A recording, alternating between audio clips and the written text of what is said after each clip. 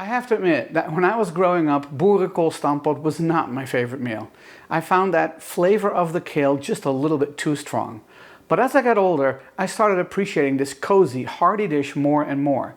Now that I'm living in the US, it's a nostalgic taste of home that reminds me of cold winter nights in Utrecht, sitting down to a warm, filling meal with my family.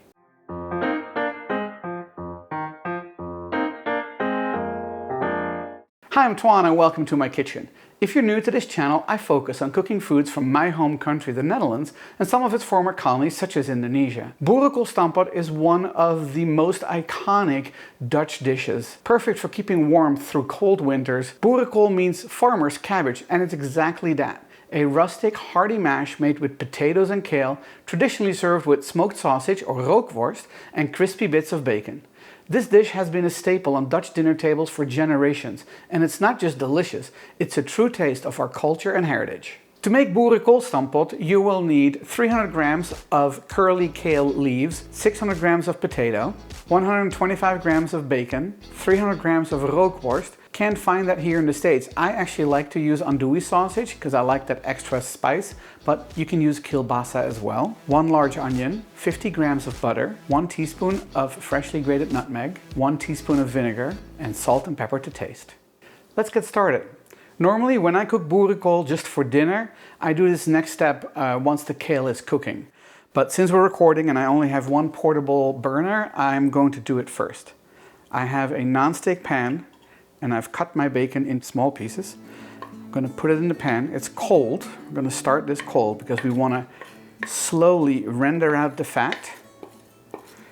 And that won't work if you start it on heat right away. So, cold pan, put the bacon in, and we're going to turn it on to a medium heat. I recommend using a non-stick pan for this because if you don't, some of the pieces may end up sticking to the pan. My wife and I don't eat pork, which is why I'm using beef bacon for this. But you of course can use traditional pork bacon either in strips or in a slab. When it's in a slab, you're going to cut it into cubes. You can also use turkey bacon, and there's even vegan bacon available. So I'm just going to stir this around a little bit as it is cooking. You can see a lot of the fat is already in the pan, and just going to cook this until it's nice and crispy. Okay, the bacon has crisped up. I'm going to remove the bacon but leave the bacon grease. We're going to use that.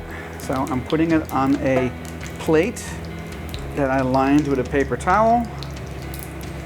You can use a slotted spoon for this as well, but since it's a non-stick pan, I like using a silicone pair of tongs. Okay. Now that I've removed the bacon, I'm going to take my onion that I have sliced into thin little strips and cook it in this bacon grease. I'm going to increase the heat, and I'm going to saute this until they are nice and golden. The reason I am cooking or sauteing this in bacon fat is because it will impart some of that bacon flavor into the onions as well. I've been sauteing the onions. I've lowered the heat a little bit now. As you can see, several of them have gotten a nice golden color. Not all of them, but they're all nice and soft. So now I'm going to add the bacon back in. Stir it around. I added the bacon back in just to mix it all together and evenly distribute it. I'm going to turn off the heat and put all of this in a bowl. It's okay to get bacon fat in here. I typically leave a little bit behind. I do like some of that fat in my boerenkool, but just not all of it. I'm going to set my bacon and onion mixture to the side. Then I'm going to clean up before we keep going. I hope you're enjoying this video. If you are, please click the like and subscribe button. It will really help our channel. And if you want YouTube to notify you whenever we post a new video, click the bell. I have peeled and cut the potatoes into equal sized pieces, and I've added them to this pot. I have completely covered them with water so that the level of water is about 1/2 inch, 1 centimeter above the potatoes. Now I'm going to add a generous pinch of salt, a little bit of pepper. Don't add too much because the bacon has salt in it and we're going to taste it when it's all put together and season it at the end. Okay, I'm going to put this to the side and I'm going to start chopping our kale into small pieces. This looks like a lot of kale, right? Compared to the potatoes, this is a big bowl of kale, but it's going to cook down by quite a bit. And we're going to just put this right on top.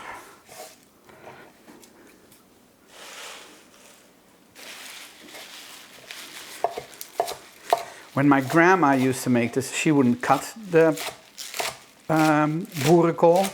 She would actually rip it or shred it by hand. I find it easier to just use my knife and cut it. And you need a big pot because, you know, it's a lot of kale at the beginning and you want to make sure that the lid fits on it. I'm going to continue cutting the rest of the kale now. And I'll see you when I'm done.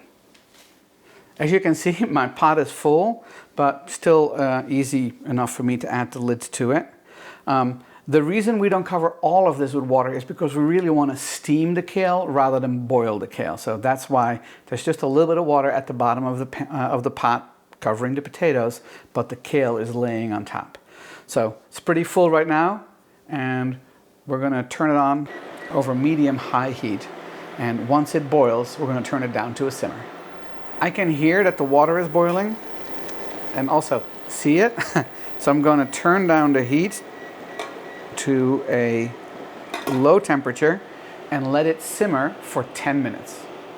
The potatoes and kale have been simmering for 10 minutes. Now I'm going to lay, look how much this has reduced. Now I'm going to lay the sausage on top and we're going to simmer it for another 10 minutes. My sausage is already pre-cooked, so I just have to warm it through. If you have a fresh sausage that isn't pre-cooked, you want to make sure that you cook it according to the instructions and to the right internal temperature. It's been another 10 minutes.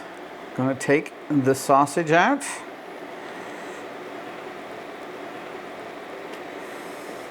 You can see how much it has cooked down. I'm going to get a bowl because I'm going to catch the water I'm going to drain out of this pot into this bowl. I may use it later. So I'm shifting the lid just a little bit, leave a little crack so the water can come out. Nice and green from the kale.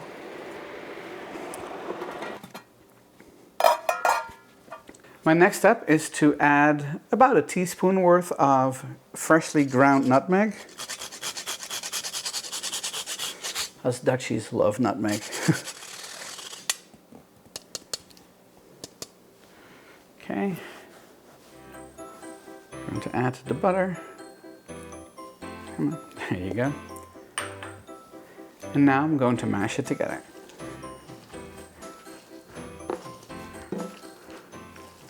You can mash it to whatever consistency you prefer. I like there to be just a little bit of potato chunks still in here. So I'm going to give it just a little bit of a stir to see where we're at.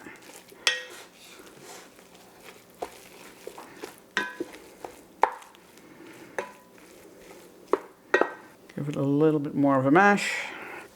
Now the reason why I kept the water that I poured out of the pan is that if this is too dry, you can either add more butter or you can add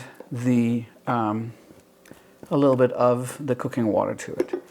Okay, right now I think this looks how I want it to look. Going to add the vinegar. Now I'm going to add the bacon and onion mixture. Stir it around.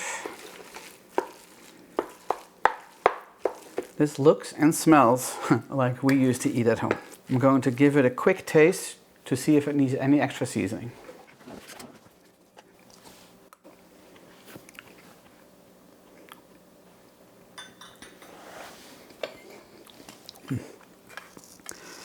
Adding a little bit of salt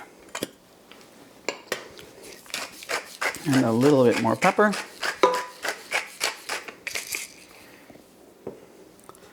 And give it another stir. Now we're ready to serve. It's time to taste it. I like serving something like Boerenkool Stamppot met worst in individual little pans like this. Of course, I cook it in a big pot, but then it's kind of fun to serve it like this. Let's have a bite without the sausage, making sure I'm getting a little bacon in there. Eet Smakelijk.